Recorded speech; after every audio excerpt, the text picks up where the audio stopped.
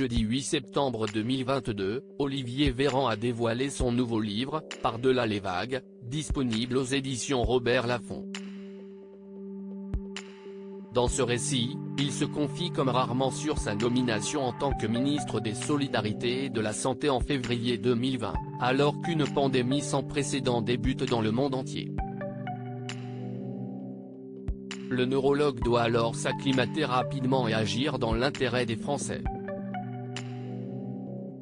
Récemment invité dans la matinale de France Inter, l'homme de 42 ans a reconnu que plusieurs erreurs ont été commises durant la crise sanitaire, à commencer par le port du masque en début de pandémie. La science, parfois elle se plante. Si est tout l'inverse de la magie.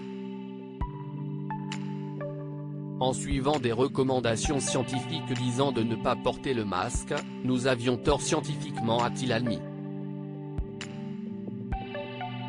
Une erreur qu'il assume et dont il a demandé pardon pour s'être trompé. Finalement, Olivier Véran a tenu à rappeler qu'il est comme tous les citoyens. Il faut bien comprendre qu'on est humain. Peut-être que le politique ne le montre pas suffisamment parfois qu'il est humain, a-t-il expliqué avec beaucoup de calme.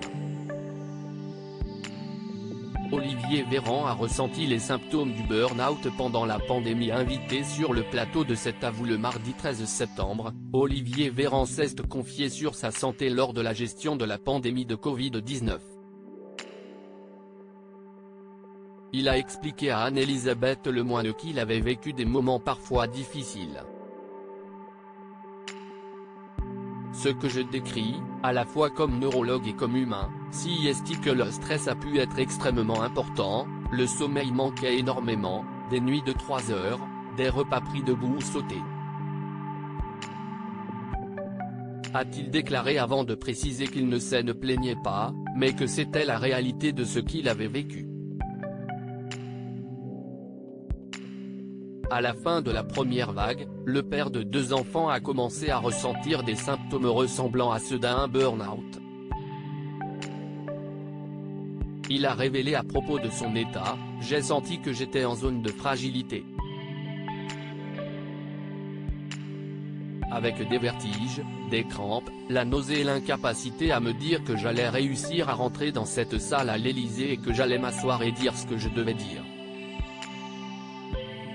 Olivier Véran, qui connaît bien le burn-out en tant que spécialiste, va donc rapidement agir pour ne pas se laisser gagner par le stress, la dépression et va décider d'adapter son quotidien. Il a d'ailleurs expliqué à Anne-Elisabeth Lemoine qu'il avait décidé de se mettre à la boxe, mais aussi à la méditation 10 minutes de temps en temps. Un bon moyen pour lui de se défouler, de relâcher la pression et de s'apaiser face à une situation particulièrement stressante.